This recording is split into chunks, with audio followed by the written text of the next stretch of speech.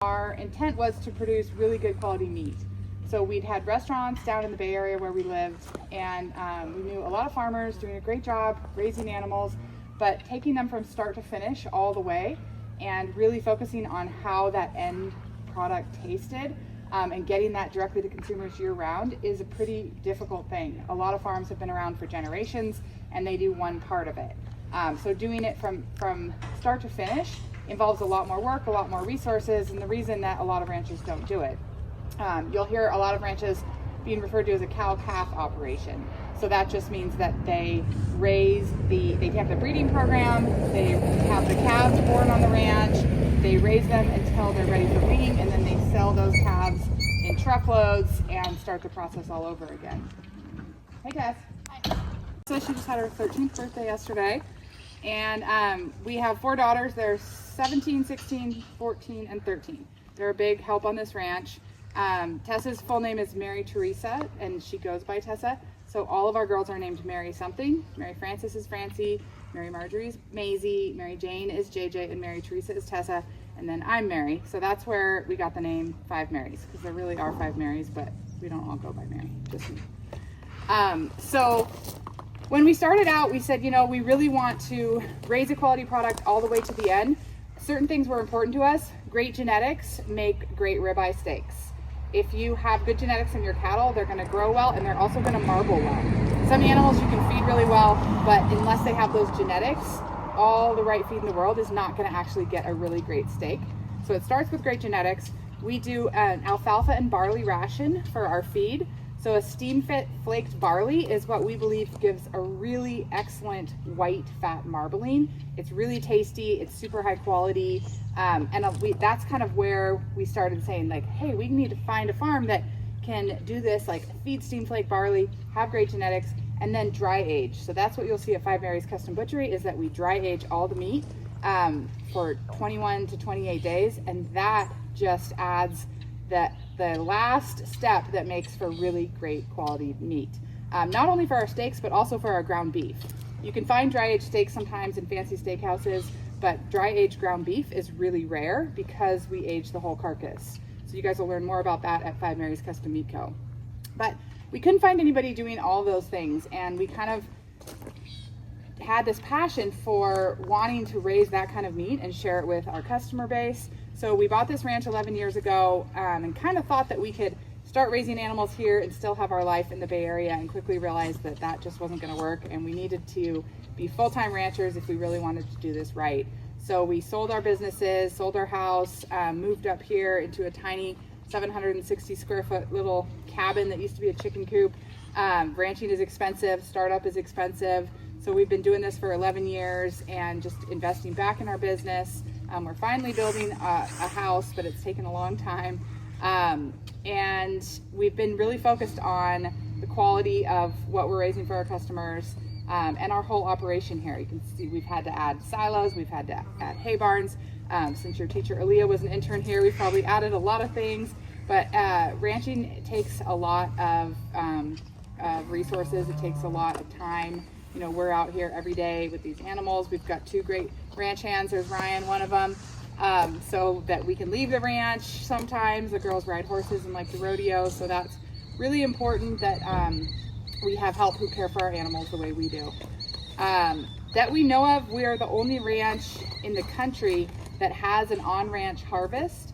So we worked with Dr. Temple Grandin. She's a really neat lady. Have you guys heard of Temple Grandin? Yeah. She's really cool. So we worked directly with her to develop this on-ranch harvest barn and an on-ranch harvest kill trailer. And then we have our own butchery that we have in town. We wanted that off the ranch. Partly it was necessary. Nay, that's our other ranch hand. It was easier to deal in California with water treatment regulations to put the butchery off-site. So we take the carcasses off from here 5 minutes down the road to 5 Mary's Custom Meat Co. We call that the butchery. We have a great team there who dry ages the meat, cuts every steak just the way we want it, puts it in packages, and then we have our farm store where we put that meat in boxes with dry ice and ship it directly to customers. So we don't do any wholesale. We don't try to sell any of our meat at bulk. Every pound goes directly to families. We have families on subscription plans, so each month or every other month they get their box of beef, pork, and lamb from us. We have a very loyal customer base because they trust us and they know that the meat is always going to taste good. We don't believe in certifications. You know, there's a lot of organic this and GAP certified, and there's tons of certifications that you can get in the agricultural world. It's not that we don't believe in them, we just don't believe that for our customer base and our model we need those, because we rely on trust with our customers. And instead of extra red tape and extra cost to us and the customers, they know that we are doing everything in their best interest for all natural meats, for humane treatment of our animals, and that gives us just a lot more time to focus on our animals than focusing on paperwork. So we have 1,800 acres here on the ranch. About 500 is irrigated, so that's what you see behind us here. Irrigated land is a lot more valuable. We have a combination of pivots and wheel lines. We used to raise alfalfa and put alfalfa up for our animals. We realized that that was a lot more work, and we'd rather turn that land into pasture to work for us so that we had more time for the land to feed our animals instead of physically feeding our animals. And we have great alfalfa that comes from all over. Some of the hay we buy actually comes from near you guys. You grow better hay than we do here, better alfalfa. So we buy our alfalfa from brokers and farmers that we trust, and all of our land is pasture. Our mama cows are out here. We're in calving season right now. We have about 275 mama cows. We have calved out 105 or something this year so far. We're a little over 100. Our calving season is September, October, and we'll stretch a little bit into November. So we'll check out some of our mama cows and calves. And then up behind us on the hillside, which is less valuable land, is where we feed out our market cattle. So we call them the fats because our mission is to get those animals fat. You guys have learned a lot about how feedlots work. Essentially, we have what could be considered a feedlot, but we do things a little bit differently. The animals have a ton of room to roam. We have water on one end. We feed them on the other, so they get a lot of exercise. They've got trees and shade. They're in the hillside, and a lot of them are down on pasture, and then they come up to the feed bunks for that alfalfa and barley ration twice a day. We're really careful about how we feed. It's really important to be consistent, same time every day, same amount every day. It's easy to bloat fat cattle. And as you guys probably know, the price of cattle right now is very high. Losing any of our livestock is always heartbreaking, but right now it's also a huge financial hit. So we do everything we can to keep our animals healthy and thriving, to take them all the way to the finish line and provide meat for families. The girls rodeo, we've got an arena out here. They ride horses. We use the horses sometimes on the ranch for gathering or moving cattle, but the way we have things set up, it's a pretty easy operation, and our cattle move really easily. So some places you see, like in Eastern Oregon, my brother-in-law has a ranch, and the feed is more sparse, so they'll have to run, one cattle on 10 or 100 acres and move their cattle every day. Here we've got tons of forage, so we can do more like 10 animals on an acre. So we don't have that cowboy kind of need to move our animals all the time to look for fresh. We'll start feeding them pretty soon here, though. Our pastures only grow when it's growing season. So end of summer into fall, the pastures stop growing. There's an interesting fact is if the temperatures of the day combine to be over 100, the grass will grow. So even if we've still got a 30-degree morning, but it's a 7 degrees during the day, the grass will still grow. Once that window closes and it's about 30 in the morning and 60 at night, the grass stops growing. So then we have to wake up every morning and load bales on our feed truck, load bales on our hay wagon. We usually bring all of our animals up to the hills for the winter because the grass can get muddy and we want to try to save our pastures. So then we feed our cattle and our sheep twice a day all winter. Our pigs get a ration. That's what's in those silos. We feed the pigs out in the pasture year round. Pigs don't really forage, and they need a very consistent amount of protein to grow well. We don't feed scraps to our pigs. It is a thing you can do. It saves money. There's a big pig farm near Las Vegas that takes all the old food from the buffets that nobody eats and feeds that to their pigs. It's free food. But if you're not careful, it's just like humans, you know, if you ate like soda and Skittles all day, you wouldn't thrive, but you might be full. So we have to make sure that pigs get the right amount of protein. And that is what we do with our specially mixed protein feed here. We have a mineral mix. We work with an animal nutritionist. I think it's always interesting for ag groups to know what an animal nutritionist does. We had one ranch hand who worked for us that thought this was so interesting. He went to Cal Poly and now he's becoming an animal nutritionist. So this guy helps us look at our soil and our feed. We send him samples to analyze, and he tells us exactly what minerals are missing. And so we have a custom mineral mix added that we add to our feed. He gets paid per head per year, and he comes out here a lot because he likes to, but you know, he can travel. He has a pretty easy job. He makes his own schedule, but he helps us determine the best nutritional needs for our animals, and it's a pretty cool job because he gets paid pretty well, and he's a smart guy. But it's an ag job that I thought was interesting. We have 3 different pens. They're long and narrow pens that go up through the trees, and then we've got this pasture down here. So essentially, we have 4 groups of cattle that we feed out. We finish on our ration, which is our alfalfa and steamed flake barley, for 180 days. And what that does is allow these, you know, usually their yearlings will let their bodies get a little bit bigger, and then once their frame size is good, they start on feed, and they not only grow really well, but they marble really well. Marbling equals flavor. So when we start them out, they'll have kind of a starter ration that's a little bit lighter, because like I said, if you feed too hot of a ration, too much alfalfa or too much barley too soon, they can bloat.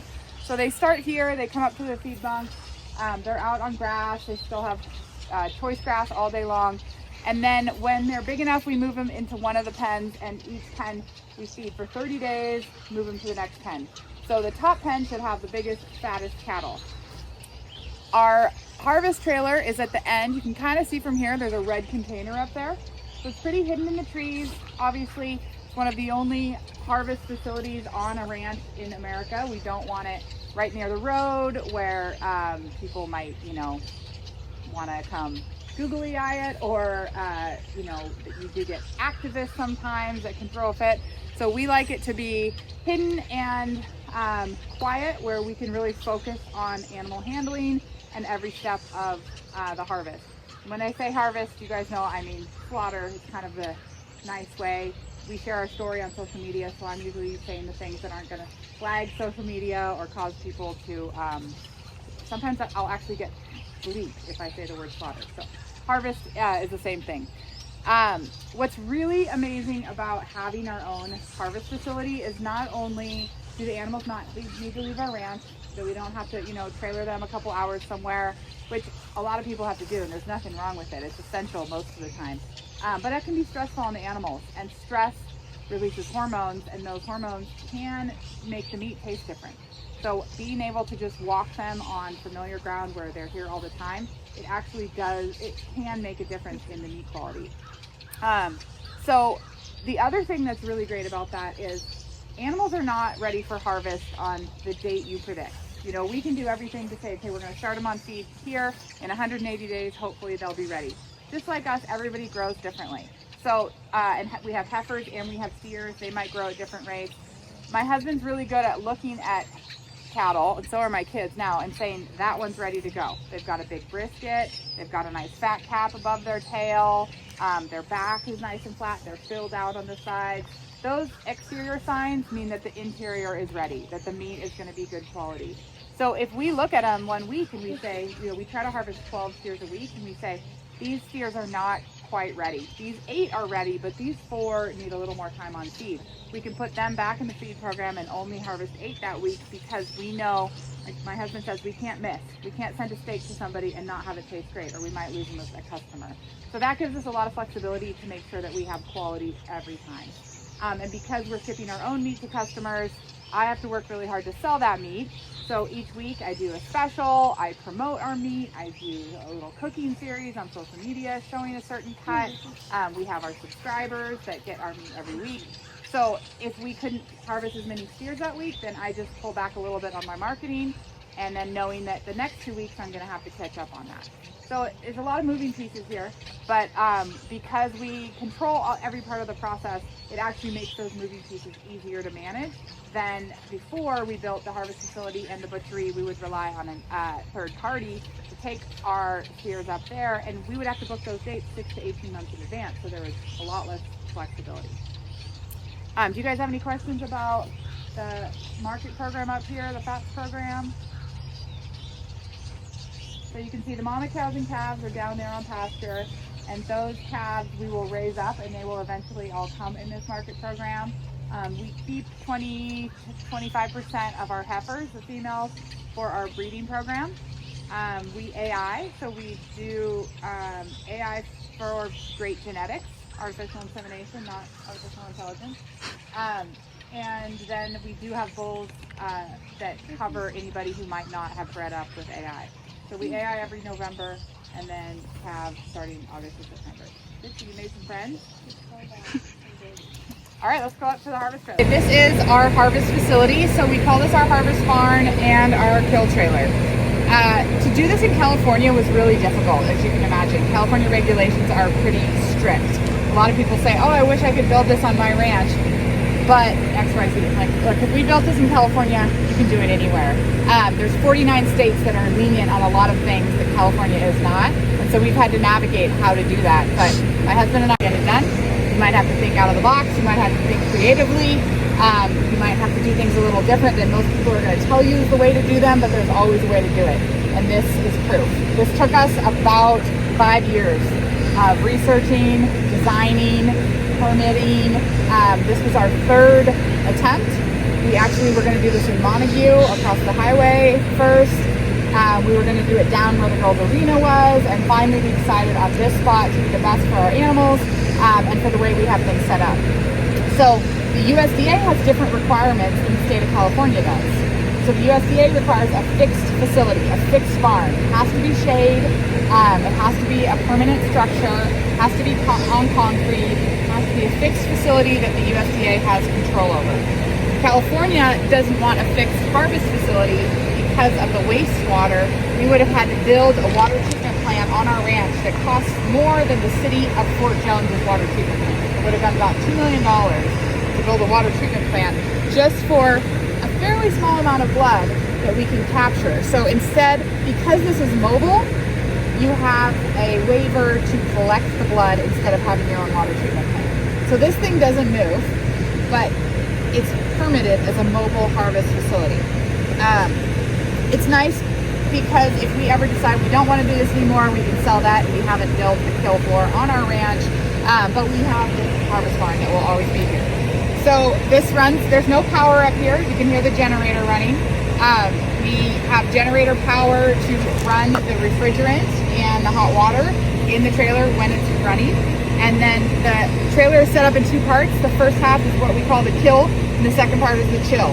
So the first part is like an operating room. It's sterile. They are harvesting, eviscerating, cleaning each carcass in a sterile environment with knives. And then the carcasses are split and hung to chill for 24 hours in the first half. Mostly because when we go to our butchery, our dry aging rooms are really temperature controlled, humidity controlled. And if you bring hot carcasses into that, it changes the whole environment of those rooms. So the carcasses have to be chilled outside to bring them over there. We have a USDA representative here at all times. We also have a USDA representative at the butchery. So the one thing that we did that made it a little complicated is by having two facilities, which is best for our animals, we essentially own two different USDA facilities that require USDA inspectors on site at all times. USDA pays for that inspector. We only pay if we have asked them to work overtime. But you'll see there's a USDA inspector here. He's fully scrubbed up. Looks like he's going to an operating room. He checks every carcass before kill. He watches the kill, and then he inspects it at the end. If there's a single hair, if there's a piece of dirt, if there's any poop, which would never happen, but that's the things that he looks for. Anything on that carcass that makes it not edible for the human consumption, they start over and they have to do it again. He also checks the brain and the liver, things like liver flukes, worms, he checks to make sure that that carcass was super healthy and puts a blue USDA stamp on it. It's like a blueberry juice, but sometimes you'll see that blue stamp on your meat. That says this meat is fit for human consumption. It can now be sold. So while it's a little bit of a challenge to have USDA up here, you know, when it's snowing up here, these are the kind of cars they drive. They don't drive ag vehicles. We have to plow the roads for them. They have a lot of requests. They like heaters and things that ag people are like, oh, we'll be fine. So there's a lot of extra work for us, but in general, the USDA is a great thing. You know, you wouldn't want somebody doing this who had different standards and say, oh, here you go, here's some beef. Yeah, it's pretty clean. So it's just nice that that is regulated so that the general public knows that whatever meat is going into the system is safe and has been carefully looked at before it goes. All right, let's head up here and we're gonna kind of stand back and watch. Built by a company called Friesla. They're up in Washington, and this is what they do, is build these mobile units. We got it about 3 or 4 years ago. These take about 1.5 years to build. Lots of stainless steel inside them. We actually probably got it before the prices went crazy, you know, post-COVID. But you'll see here, Crawford. Oh, sorry, stereo. This is the FFA group. We're just gonna observe for a little while. So Luke is still in there. He's been doing this for generations. Crawford is his son, and they work together really well. So Luke usually does everything inside the trailer. He needs Crawford for part of it, and Crawford does everything out here.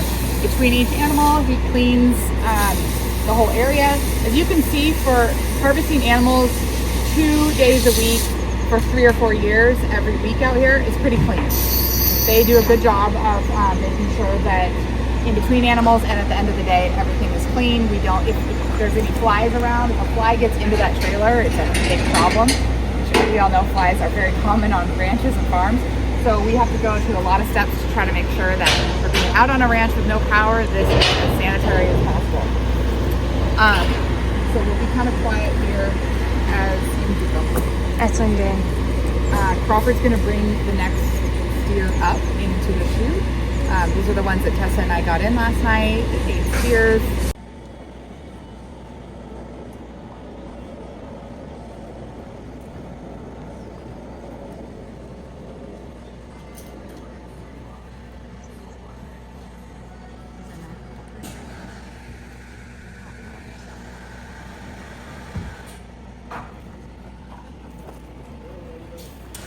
Hey, how's it going, Leonard? Yep.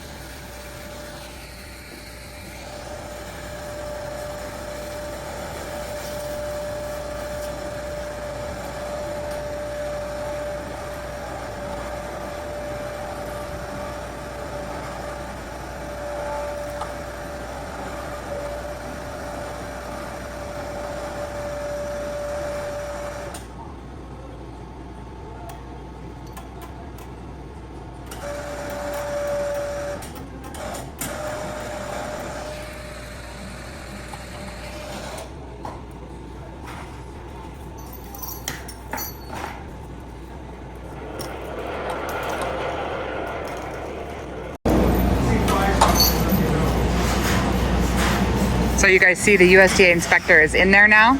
He's all suited up. So Luke is, call that eviscerating. So he's getting basically the guts and the innards out. And then they go out a little door over there. So it makes it easy. You can kind of kick them out the door on the floor side. That's the hide on the back that's mostly pulled, but he leaves that much on while the USDA inspector's there before he pulls it off. And they usually do this with the door closed, but I don't know if you heard him ask the inspector, if you see a fly, let me know, I'll close the door, but he wanted you guys to be able to see it.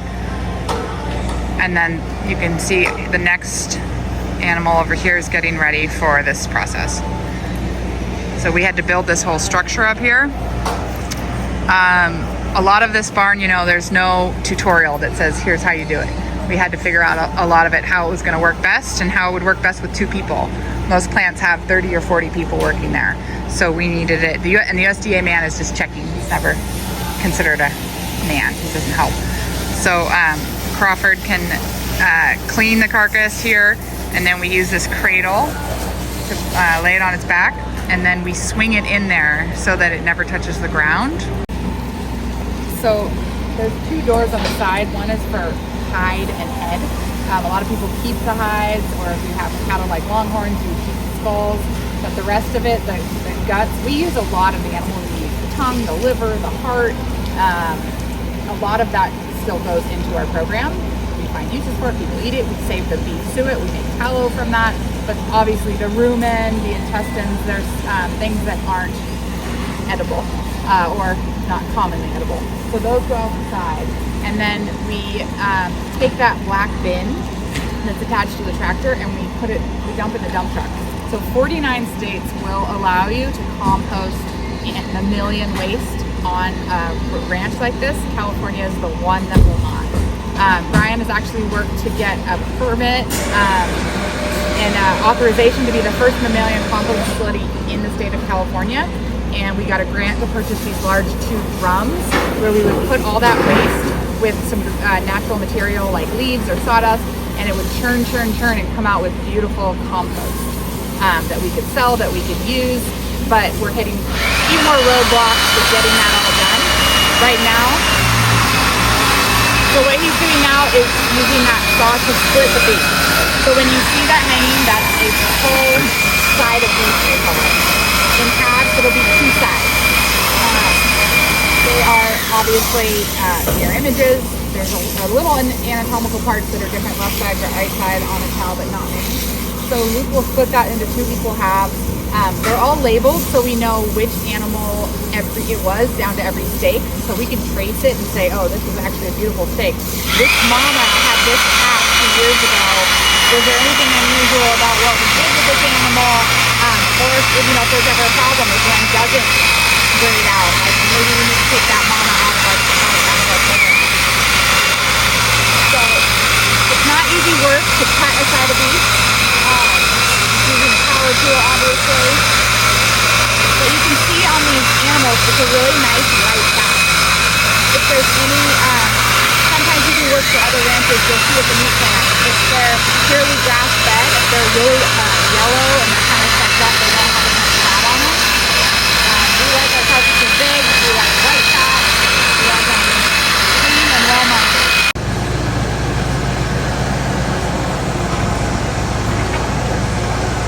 So we raise our pigs out here. You can see that our pigs and our sheep and our cattle often share the same pastures.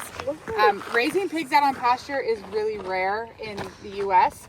A lot of the Midwest, they can raise a lot of pigs. They can do it really efficiently, but only, I forget the stat, it's around 3% of the pork sold in the U.S. is actually raised on dirt. Most of it is raised on concrete because you can wash it out. You can keep tabs on things. If there's disease that's going to go through, you can raise thousands, hundreds of thousands of pigs in a facility a lot easier than you can raise pigs out on dirt. But pastured pork, you can really taste the difference. It's a pinker meat. It has a lot more flavor. And, animal welfare wise, they're not doing anything wrong in the Midwest where they're raising lots of animals. They still care about their animals. But it's really nice to be able to have pigs out here in the grass. You can see they're in the mud. Pigs don't sweat. That's why they like to get muddy. Pigs are actually very clean animals. They're one of the only animals that do not poop where they sleep. They're very smart. But these are our breeders out here. So we have mama sows and we have some boars. Can you guys tell the difference? So there's a boar right here. We've got some younger sows, some big seasoned mama sows. These are all Berkshires, so they're with black Berkshires. We raise them because they have some of the best meat. They're unfortunately not always the best mamas. Aaliyah helped us raise pigs when we were here, and they'll oftentimes, have a litter of 12 piglets and then squish half of them because they're too tired. So pigs are really difficult to farrow. Farrow is like calving for pigs. So you can see that red barn over there. That's our maternity barn. When we started, we used those huts outside, and each pig would get her own hut. It's a triangle shape. She could go in it and go out, but it's a triangle shape so that when she had her piglets, they usually seek shelter when they have piglets. The piglets could kind of sneak in the corner if a mama laid down and have a safe place to escape getting squished. But it was really hard farrowing outside. We'd be in all types of weather, leaning in that pig hut, trying to help a mama birth a pig or checking on the babies. They would get muddy inside.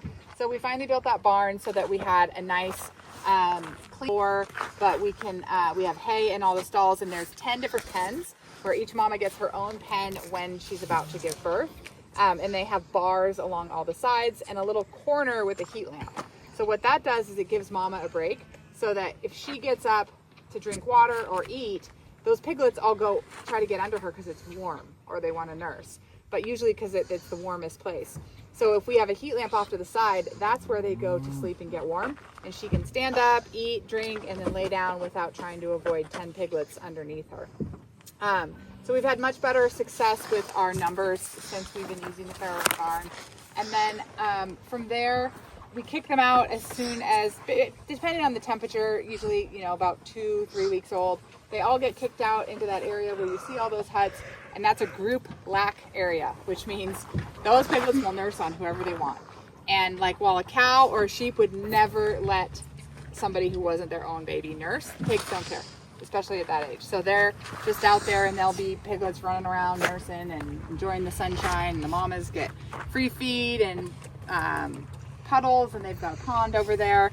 And then once the piglets are a couple months old, we'll wean them, and the piglets go out to kind of our feeder area, which is out here where you see all those huts, and the mamas come back in here to breed. So pigs will have 2 litters a year, and the stress of weaning usually puts a pig in heat, so we don't have to worry about cycling pigs or anything. Once they're in here with the boars, they will likely get bred again. We change out our boars ever so often. We change out our breeders ever so often. He's gonna get out. Where are you going, buddy? He's trying to get out. Oh, he's looking for food again. But these pigs, we feed a fixed ration every day, so we feed them in their troughs. Mamas, you don't want to get too fat because they can have trouble farrowing. You want them in good shape. You want them fit and healthy when they're giving birth to their piglets. Come here. And then they can eat all they want after that. And the market pig, we want them to get nice and fat. So they are on free feed out there. These breeders and boars are the only ones that we watch how much they're eating. They get plenty, but they don't get free feed. Do you guys have any questions about the pigs? And the sheep, same thing. The sheep graze out here. Sheep are ruminants, so they eat grass. The sheep will kind of eat a little more of the weeds that the cows won't. They're Navajo churro sheep. They're very hardy. They're a very wild breed. We don't have to bring them into the barn while they are having their lambs. They have them right out in the field. They jump up. They do fine. Occasionally one might be breech or stuck where we'll have to assist in labor, but otherwise they kind of do their own thing. Lamb is a harder sell in America. A lot of people don't like lamb. If you think you don't like lamb, or your parents think they don't like lamb, it might be because they had bad lamb at some point, which can be like mutton or old lamb. Again, 95 to 97% of what the lamb we eat in the U.S. is from other countries. Only 3% of the lamb we eat in the U.S. is raised on American soil. So this lamb is bred to grow slow. It's like a heritage breed. People love this lamb flavor. And I've converted a lot of people who said, oh, I don't like lamb at all, and they try it and they say, actually, that tastes great. But there's not much meat on a lamb, so in order to even make money raising lambs, we also take their hides at harvest and have them processed and turned like gorgeous rugs, and that helps us to make sure that we're making money raising sheep, because it can be hard. But if you're looking to start out, cattle is an intensive labor and resource intensive startup. You need a lot of equipment to raise cattle. Cattle are expensive. Breeding cattle is expensive. You have to keep them for a long time. Sheep is a great way for some people to get started because it's less expensive. You don't need a lot of handling equipment. When we need to go castrate or dock tails or do vaccination schedules for our sheep, we can just kind of corral them and grab them and do what we need to do and let them go, or you cannot do that with cattle. So sheep can be a good way to get into ranching if you have more limited resources, which most people do. How do you guys manage to take off the hair from the pigs? So that's a great question. Some places use a scalding tank that it's like super hot and they scald the whole pig. We, when they skin it, that just takes all the hair off. So if you do scald, a lot of times you can save the skin for like chicharrones